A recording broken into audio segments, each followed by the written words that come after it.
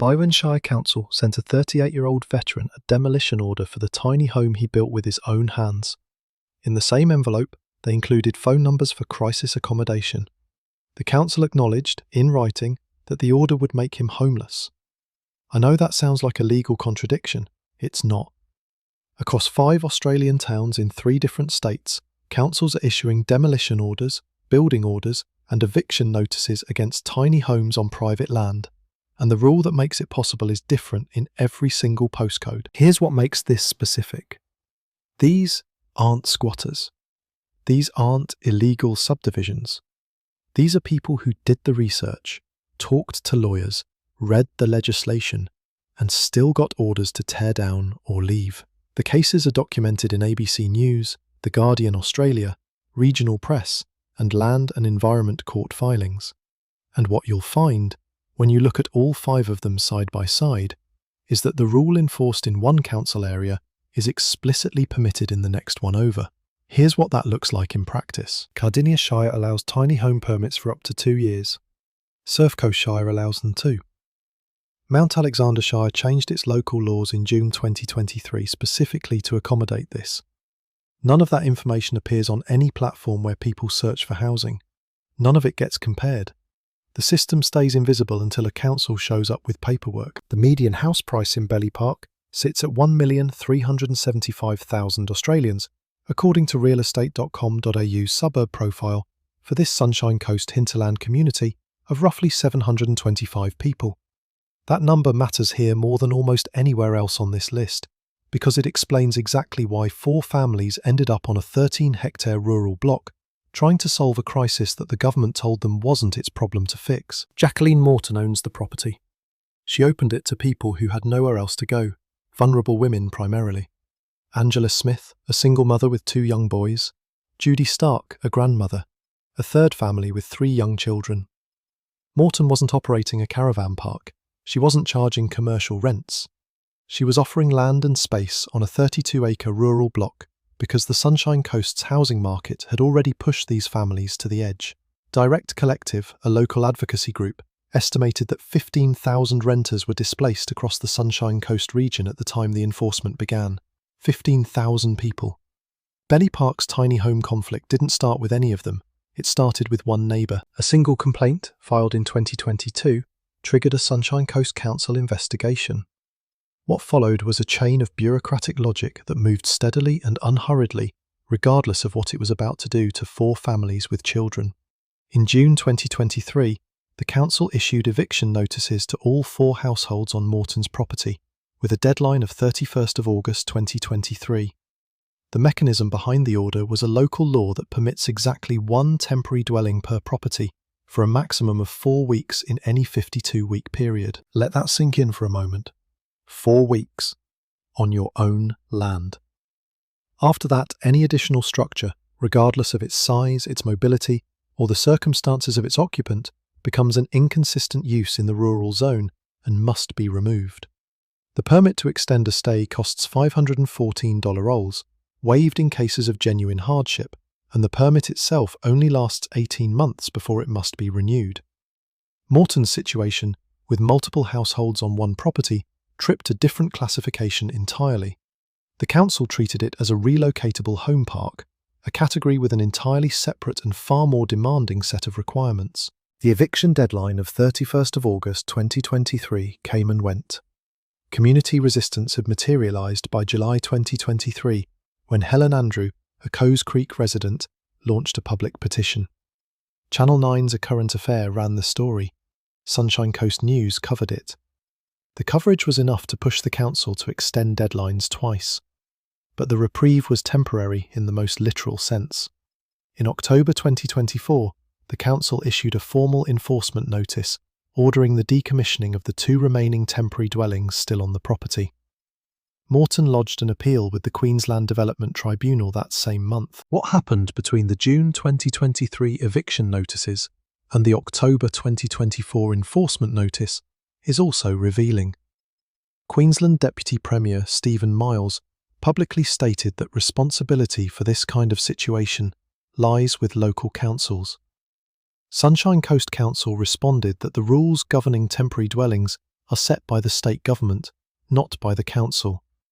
The families on Morton's property were caught in what community advocates openly described as a political tennis match, each level of government pointing at the other, are the August deadline, and then the October deadline, and then the appeals process ticked forward. The council's correspondence to the affected families included contact details for crisis accommodation services, in the same letter that told them to leave.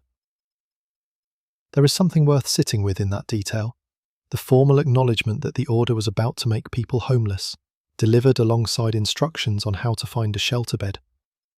The council was not being cruel in any deliberate sense, it was being procedurally correct, and that, in some ways, is more unsettling than cruelty would be. The honest reality of Belli Park as a place to live is this. It is rural, forested Sunshine Coast hinterland, with acreage paddocks and intact eucalypt cover. The land is generous, the isolation is real, and the housing crisis pressing against it is not abstract.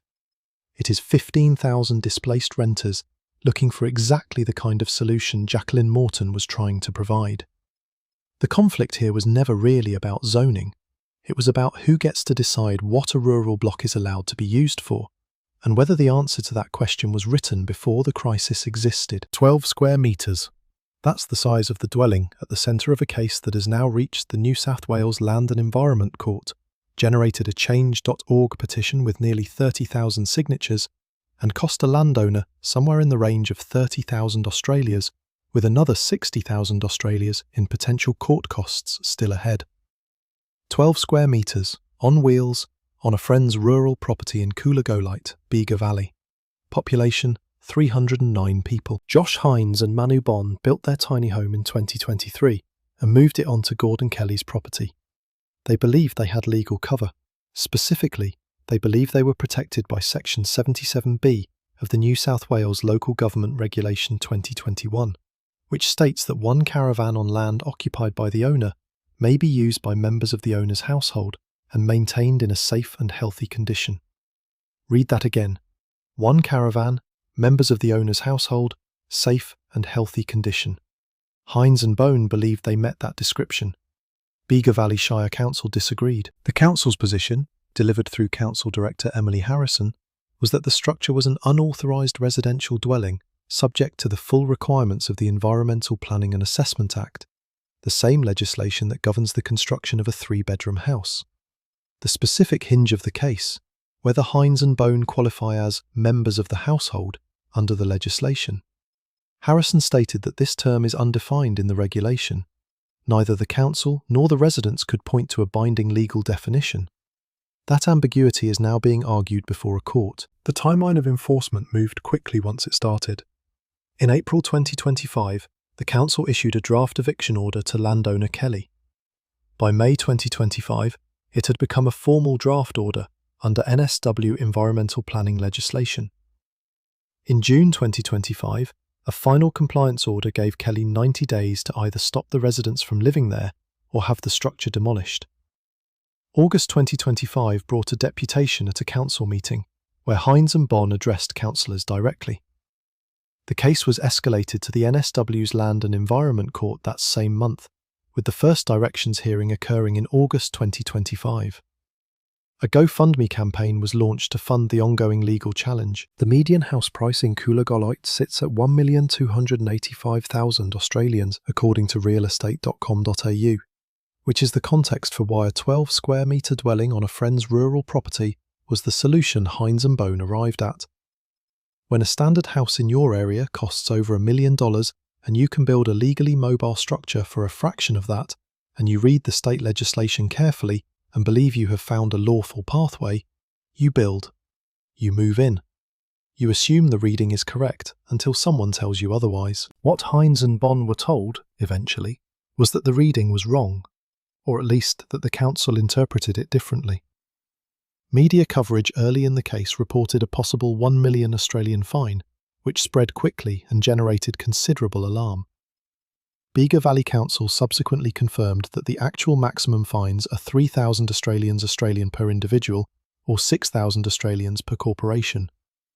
That clarification mattered, but it didn't change the underlying legal fight. whether the dwelling qualified under state regulation as a member of a household's caravan, or whether it was a residential structure requiring full building consent. The 30,000 signature petition Hines launched on change.org called for a moratorium on tiny house evictions across the entire state of New South Wales. Not just their case, not just Coolagolite. The petition explicitly acknowledged that this was a pattern, that the legal ambiguity around movable dwellings was affecting people across New South Wales, and that the absence of a defined threshold between caravan and dwelling was generating enforcement actions with life-altering consequences. Hines publicly stated that any GoFundMe funds remaining after the legal fight would be donated to a local homelessness charity. There is something clarifying about that detail. The people most directly harmed by this enforcement gap are the ones raising money to fight it, and committing any surplus to the people who can't afford even the fight. The legal costs alone, 30,000 Australians already spent in conciliation, 60,000 Australians more potential exposure, represent a financial burden that few people in a regional New South Wales town of 309 residents can absorb. The Land and Environment Court process is ongoing. The definition of member of the household remains unresolved, and the 12 square metre home on wheels sits at the centre of a legal argument that will determine what the legislation actually means. Two towns, two enforcement actions triggered by ambiguous legislation that neither council nor residents can fully define. But what comes next shifts the frame entirely.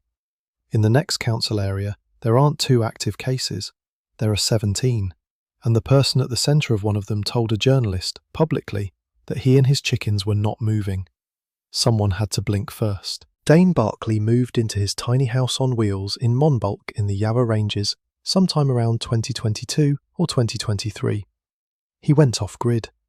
He built a life on a piece of private rural land in the forested hills southeast of Melbourne. He also, by the public account he gave to the Star Mail in August 2025, stated clearly that he and his chickens were not going anywhere. That line got attention. It was the kind of statement that turns an administrative dispute into a cultural flashpoint. A person declaring publicly that they would refuse a council order on a point of principle and, presumably, on a point of practicality, since there was nowhere else to go. Barclay later moderated his position to seeking legal advice, which is perhaps the more honest description of where a person ends up when defiance meets the Building Act 1993. Yarra Ranges Council had served a building order on the landowners hosting Barclay by mid-2025. The council's position, stated by Director Kath McCluskey, was that the rules governing tiny homes as residences are embedded in the Yarra Ranges planning scheme and set by the Victorian state government, meaning the council had no discretion to apply them differently. Any tiny home on wheels lived in as a residence requires a building permit. The council cannot waive that requirement. It cannot create a temporary exemption. It does not, in McCluskey's words, have flexibility in how they are applied. Monbulk sits in green wedge country, the protected agricultural and environmental buffer zone around Melbourne that comes with its own overlay of bushfire risk, flood mapping, and landslip assessment requirements.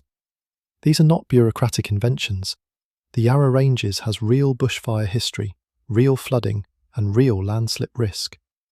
The planning overlays exist for documented reasons, but the application of those overlays to a 12 square metre wheeled structure occupied by one person and some chickens is where the proportionality question gets uncomfortable. ABC News, in its 14th July 2025 coverage, reported that Yarra Ranges Council had 17 active tiny home enforcement cases across the municipality at that time. 17. Not a handful of edge cases, a pattern of enforcement spread across an entire council area. Barclay's case and the Belgrave South case described later were the most publicly visible, but they were part of a wave. The same building order template applied to 17 different properties, 17 different sets of landowners, 17 different residents. The comparison to neighbouring councils is pointed. Cardinia Shire, which shares a border with Yarra Ranges, allows tiny home permits for up to 2 years on private land. Surf Coast Shire, on the other side of the state, does the same.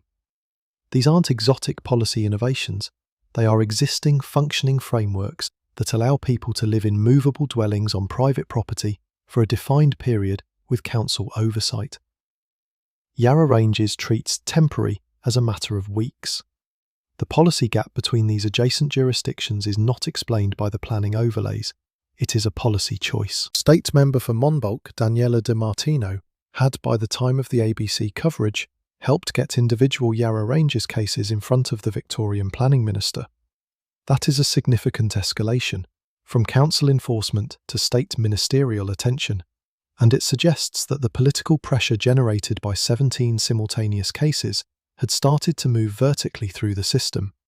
Whether that produced a change in how the council applied its rules, or simply moved the political heat upward without changing anything on the ground, is a different question. The median house price in Monbulk, according to realestate.com.au, runs around $897,250, lower than most others on this list, but still nearly $900,000 for a suburb in a rural fringe council area with genuine bushfire and flood risk. The cost of compliance, building permits, structural assessments, bushfire overlay requirements makes the formal pathway effectively inaccessible for the people most in need of it. The underlying reality is this: the off-grid, low-impact, self-sufficient life Berkeley was trying to build had a legal pathway in the next council area over. It just didn't have one in his. For 3 years, Evrim Sen lived in a tiny home on wheels in Belgrave South. She was the registered carer for her partner Benny Redfern, who has a chronic health condition. The home had an electrician's certificate, it had a gas certificate, it had a transport certificate. Every safety requirement applicable to a caravan had been met and documented. The community knew the case was coming.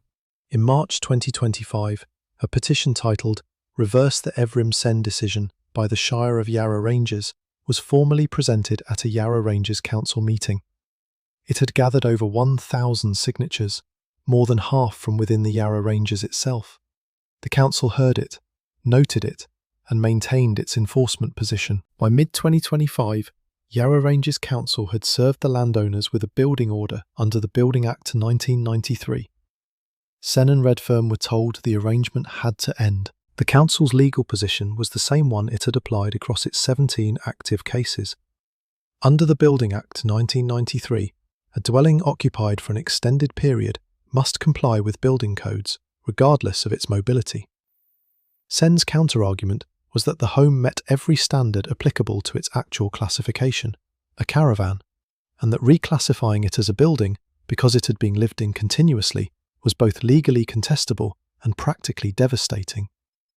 The council's position: it's not about what the structure is, it's about how it's being used and for how long. What followed the eviction order was a formal complaint alleging that the council's enforcement may have breached the Charter of Human Rights and Responsibilities Act 2006, specifically violations of the right to privacy, the right to equality, the protection of families, and the right to humane treatment.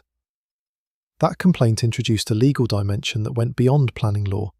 It reframed the eviction as a potential human rights violation, not just a zoning dispute. By the end of July 2025, Sen and Redfern had been evicted. They relocated their tiny home to Warrigal in Gippsland, approximately 100 kilometres from Belgrave South, outside the Yarra Ranges Council area entirely.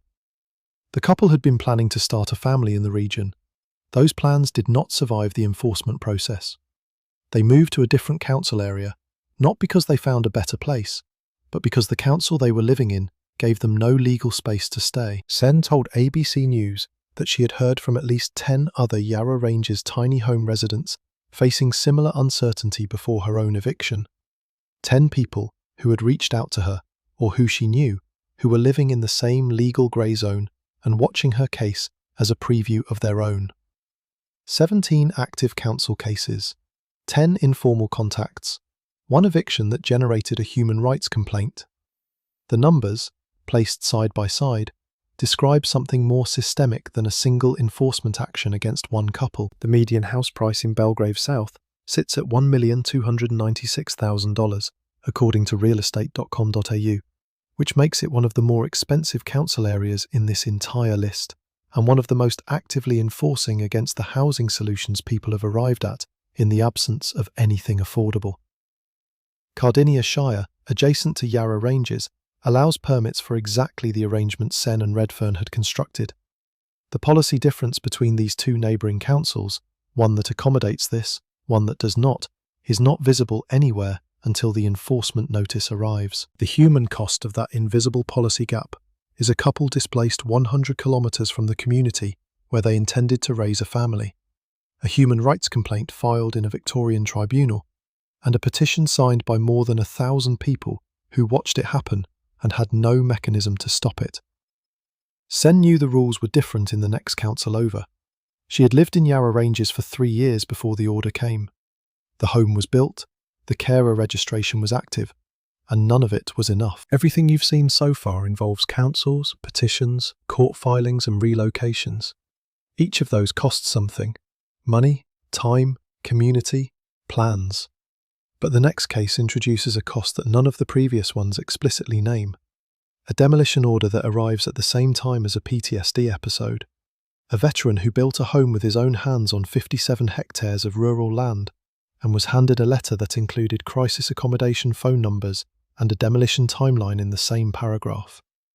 That case is Mullumbimby, and it is a different kind of weight. Matt Bruce was 38 years old when Byron Shire Council classified his tiny home as a permanent dwelling, issued a demolish works order, and fined his landlord $9,000 for development without consent. He is a veteran, Afghanistan and Jordan. He built the home himself. He had been living in it for 3 years on a 57-hectare rural property at Wilson's Creek, owned by his friend Nicholas Scarley, approximately 15 minutes outside Mullumbimby. When the enforcement process intensified, Bruce stated publicly that the fight had triggered his PTSD. That detail was reported by The Guardian Australia on 10 September 2023 and by The Echo, Byron Shire's regional newspaper, 4 days later.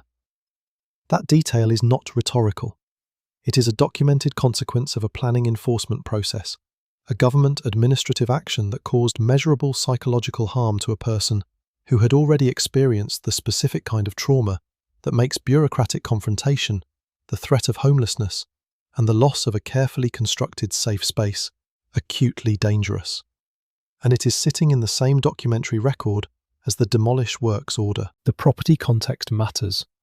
57 hectares is 140 acres. Scally's property sits in the Northern Rivers hinterland, outside one of the most expensive small towns in New South Wales.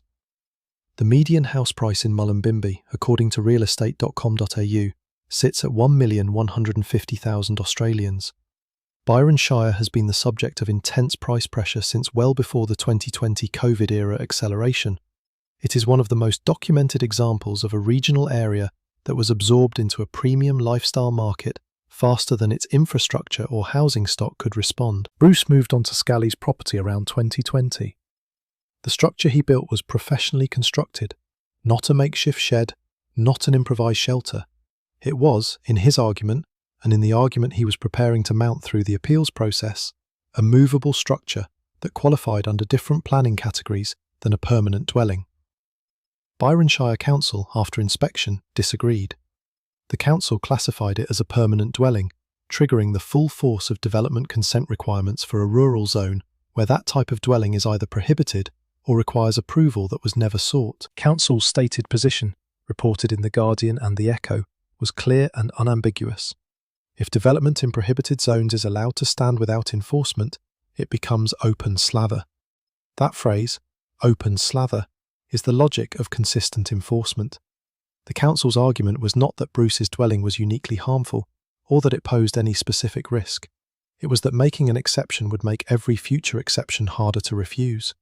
Bruce's home was a precedent problem, not a safety problem. The council offered a pathway: move the structure next to the existing main dwelling on Scarley's property. Bruce's response was that the property is 140 acres, and forcing 2 houses to sit next to each other on that scale makes no sense. That exchange captures the fundamental disconnect of the case. A bureaucratic solution designed for smaller suburban lots applied to a 57-hectare rural property, producing a requirement that the property owner and resident both considered absurd given the land available. The $9,000 fine was levied against Nicholas Scarley as the landowner. Bruce publicly said he considered himself responsible for it, that Scarley had hosted him in good faith, and that the financial penalty was a consequence of his own decision to build and live there. That is a significant statement.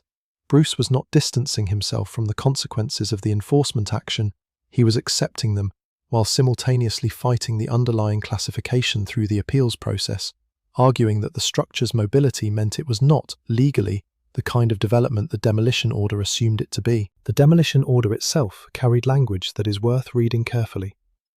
Byron Shire Council's letter formally acknowledged in writing that the order may have the effect of making any resident of the subject dwelling homeless.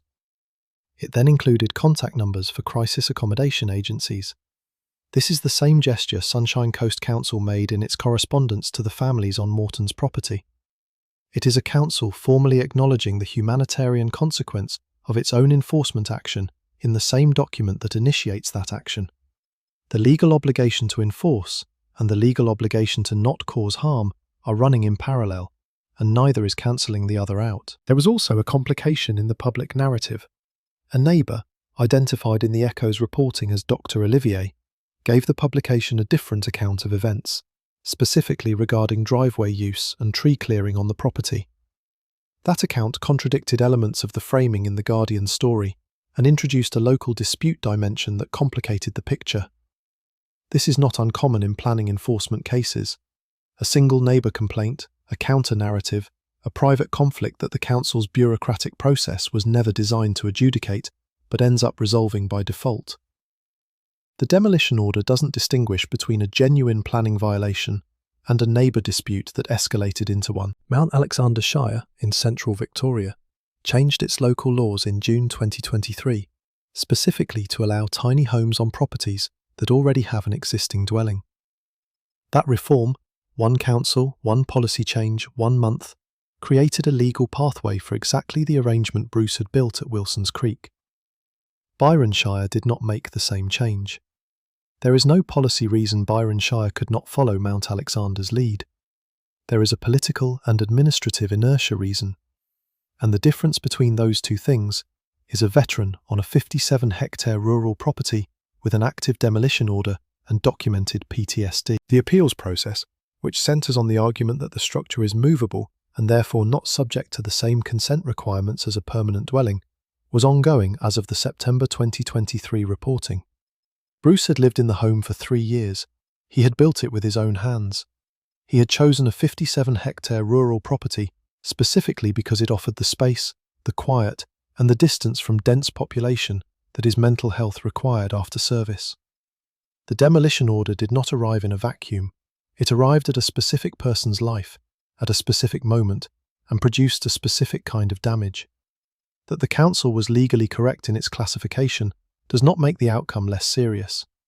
And that is exactly the weight this case carries that the others, with their petitions and court filings and relocations, do not. What Mullumbimby's case makes visible, more clearly than any of the others, is the distance between what the planning system was designed to manage and what it is now being asked to do. The system was built for a housing market that no longer exists at the price points that existed when the rules were written. It is now enforcing those rules against the improvised, low-impact, high-ingenuity solutions that people arrived at when the formal market priced them out. And in at least one case, it sent a demolition order to a person for whom losing your home does not mean finding another rental. It means the reactivation of something the Afghanistan deployment left behind. A 12-square-metre home on wheels in a 309-person New South Wales village is now a land and environment court case. A veteran's self-built home on 140 acres received a demolition letter with a crisis accommodation hotline printed at the bottom. 2 documents, 2 kinds of absurdity. The question isn't whether councils have the legal authority to issue these orders. Most of them clearly do. The question is whether the rules that gave them that authority were written for a housing market that still exists. Which of these 5 cases do you think has the clearest shot at changing something? Belli Park's political tennis match? Coolagolite's court battle over a definition nobody has defined? Monbulk's 17-case enforcement wave? Belgrave South's human rights complaint? Or Mullumbimby's veteran fighting a classification on 140 acres? Drop it in the comments. And if this kind of documented, ground-level housing conflict is worth your time, subscribe. There are more cases in more postcodes